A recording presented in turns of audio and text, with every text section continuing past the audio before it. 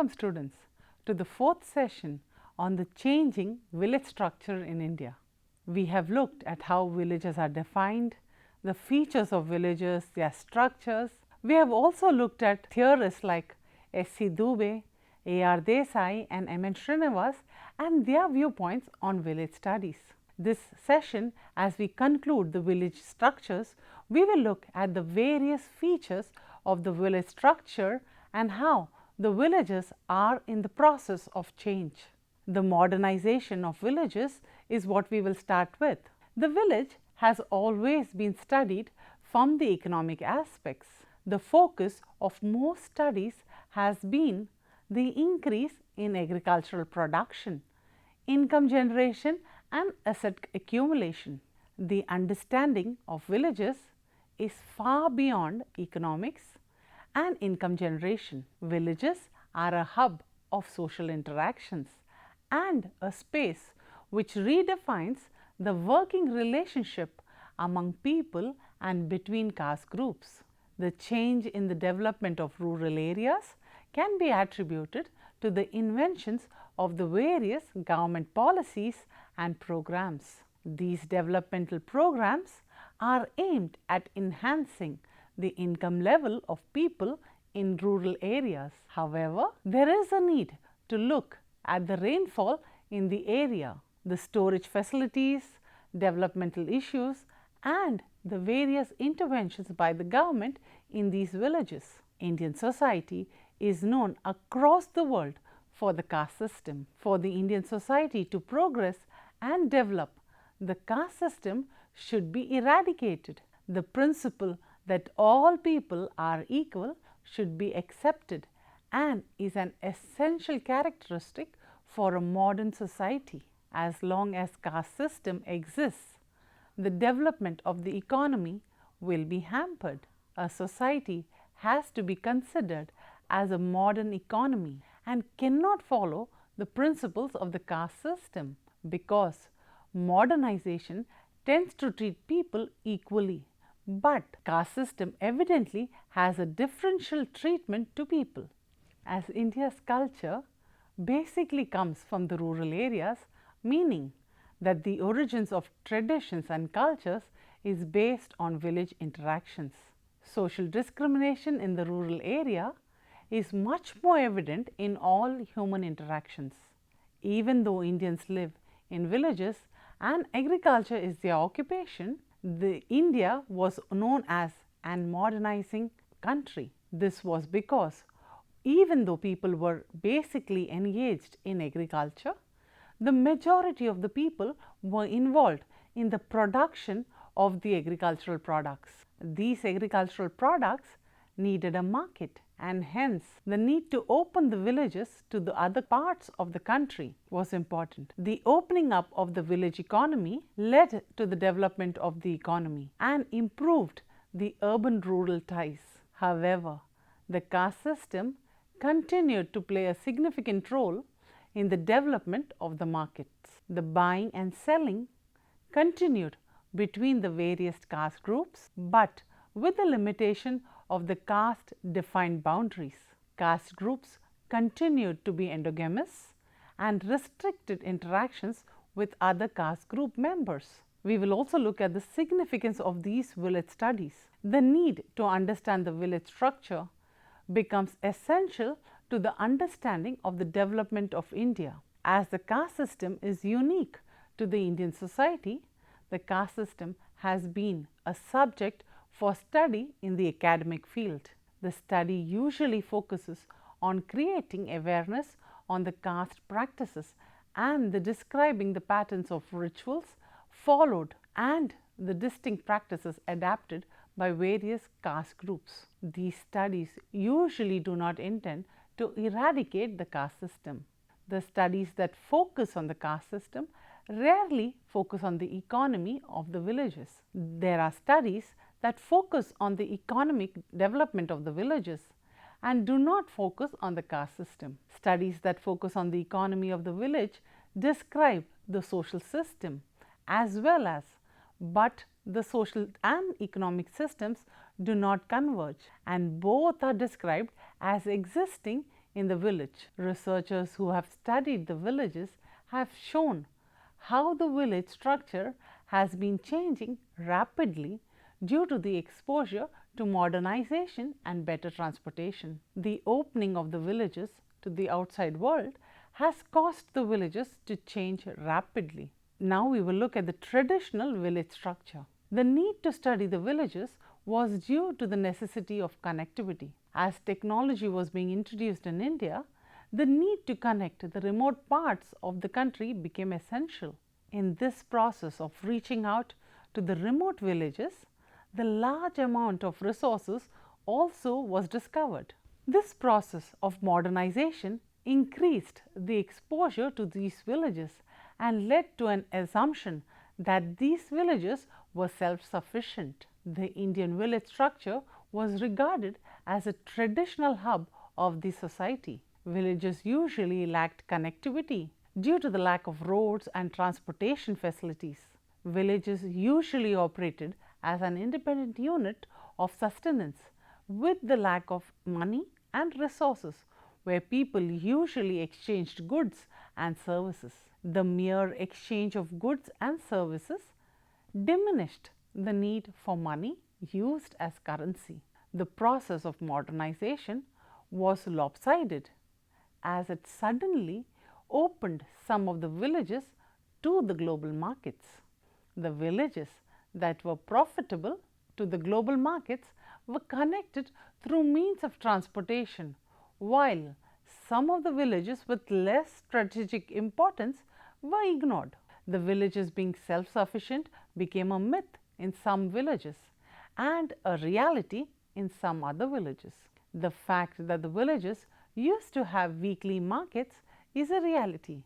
That the villages depended on these weekly markets to buy things not available in their village, and also to use these weekly markets as places of socialization. Besides not being self-sufficient, the villages did not have members of all caste groups residing together in the same village, which also meant that the people of one village depended on people of their neighboring villages to do some of their jobs in the village. The occupations that people engaged in are restricted. Some people are allowed to do some jobs and some jobs are hereditary, while some jobs are restricted to particular caste groups. The occupational hierarchy of the village clearly shows the existence of the caste system. One's caste would also determine the possession of the land one's family owned. Some communities owned more land and some less, but there was no communally held property. Organizations of the village in most villages, usually the members of the same caste resided. However, there were instances of a village where people of different castes lived together, but in separately designated areas or places in the village. The people in the villages had an order of superiority or inferiority attached to the caste, and hence some caste had a higher status while some occupied lower status.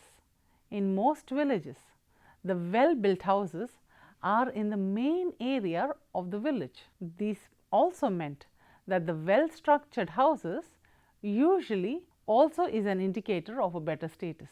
The ill-constructed houses like kacha houses are usually built away from the center of the village, and yet other houses that are even more badly constructed, that is, houses built of straw and hay, are usually built at the boundaries of the villages. These houses are even at times built away from the village areas. The manner in which the houses are constructed will reveal the status of the people. The larger and prominent areas of the village are occupied by the prominent caste groups of the people. The prominent caste groups of people are usually the upper caste people. Currently, there seems to be less distinction between the residential areas of people. The upper caste group usually engages in professions that are defined as being appropriate for their castes. The areas of residence also are visibly distinguishable. There is visible hierarchy that is seen through all the economic interactions. These interactions also show that people of the higher caste group own higher property in terms of land ownership, while the lower caste usually are the poorest section of the village community. These poorest sections of usually are landless laborers and tenants. The middle class of people in the village are usually the artisans, and these sections usually are dependent on the upper caste group. Now we will look at the economic system in the village. In the village, the separate residential areas creates a sense of belongingness to the caste. The area of residence, along with the social and cultural consciousness attached to the caste, further strengthens their caste hierarchies. Each village visibly has different groups of caste groups which occupy the traditional work structure. In the traditional work structure of the dominant caste were the caste groups that employed the artisans and the people from the lower caste groups to do the work for the dominant caste group, as they owned larger properties and portions of land. The wages of the artisans and the low caste groups service to the dominant caste were either in kind or monetary support.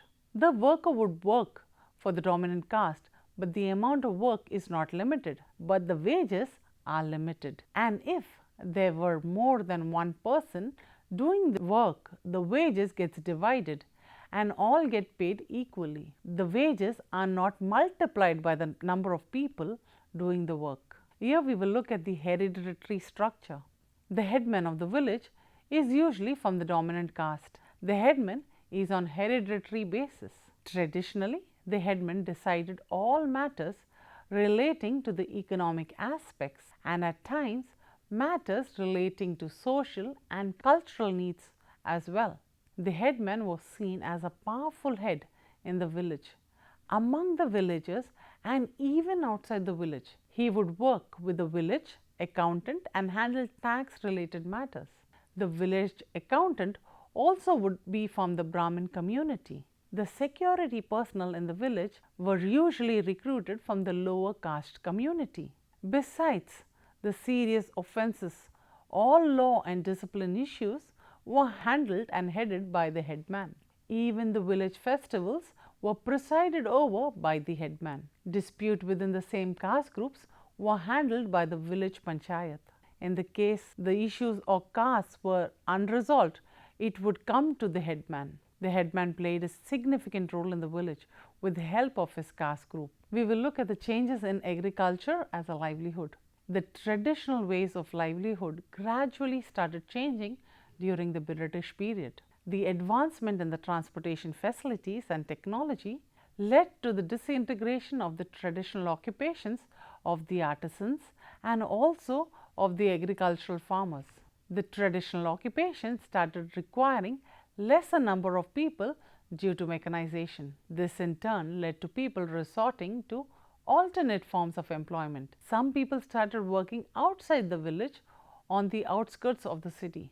Some people started trading in goods and services and spent less time in their traditional occupation. Even people who were in lower strata of the caste group started looking for alternate employment opportunities.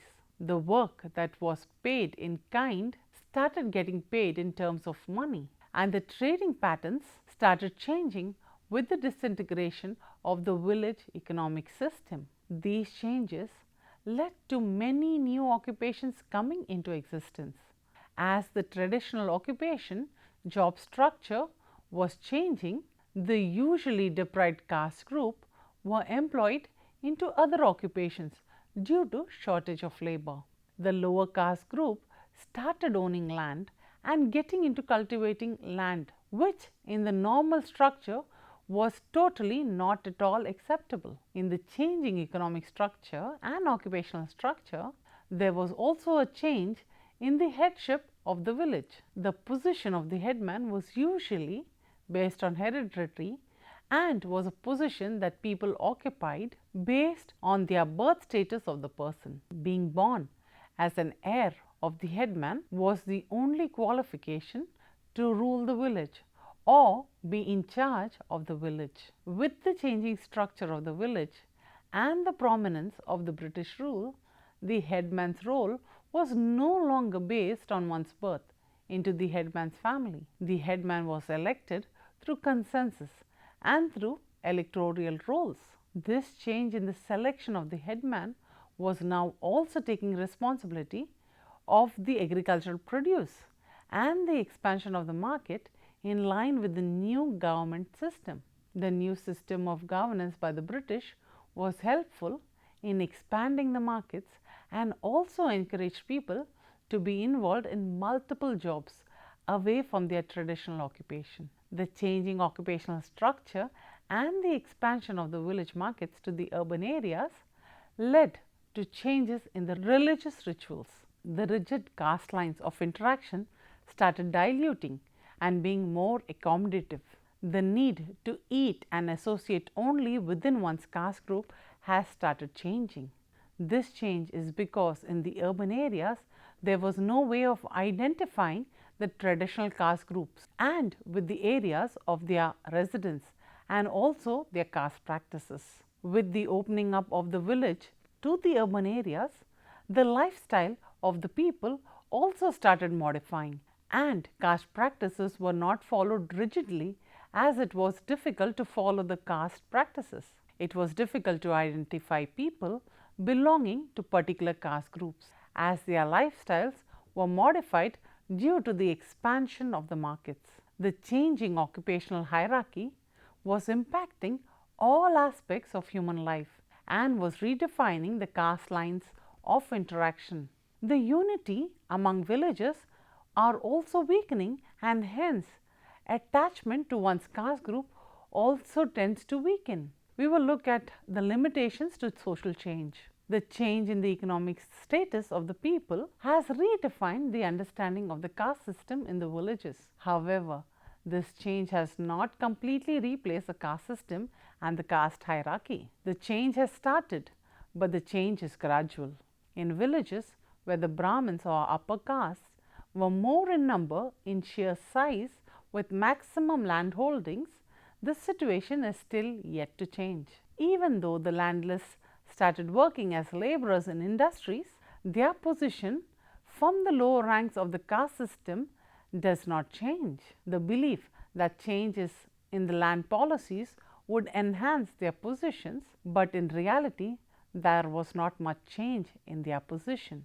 This is because the economically weaker are usually engaged in temporary and seasonal work. In some cases, a few members of the lower caste group continue with their traditional occupation and hence continue to be treated as lower caste, with the members of being treated inhumanly at times. In the village community, the rich peasants choose to invest in human labor rather than in machinery. They choose not to invest in machinery as their sole purpose is not to increase production, but to create employment. These landlords give employment to landless and in turn also dominate over them. The effort of the government to mechanize the agricultural industry is gaining very little pace as these changes are not welcomed. In the landlord community also there are few progressive landlords, and due to them there is some changes happening in the field of agriculture. The modernization of the village community we will look at. The Indian village will modernize once the policy to implement modern technology into the agriculture are made purposefully. A strong will and purpose is required to ensure a steady change in the mechanization of agriculture. Mechanization means change in the social system, which is not always appreciated. The tropical climate of India can be beneficial for agriculture, but the water supply should be properly channelized. India is overpopulated. This overpopulation can be used effectively to create employment through mechanization. The traditional panchayat will play an important role in reinforcing the changes in agriculture. These traditional systems can play a role in reformation of the caste hierarchy or creating an openness to create a change in the caste hierarchy. In this process of relooking at the caste hierarchy, The role of education is especially seen as an important factor that enhances change. Most of the thinkers and writers in sociology belong to the upper caste and understand that caste is an evil that needs to be eradicated. However, they have not thought of any important ways to eradicate the caste system. The understanding to undo caste system is a huge problem and continues to be an issue that at times hampers development. Thank you.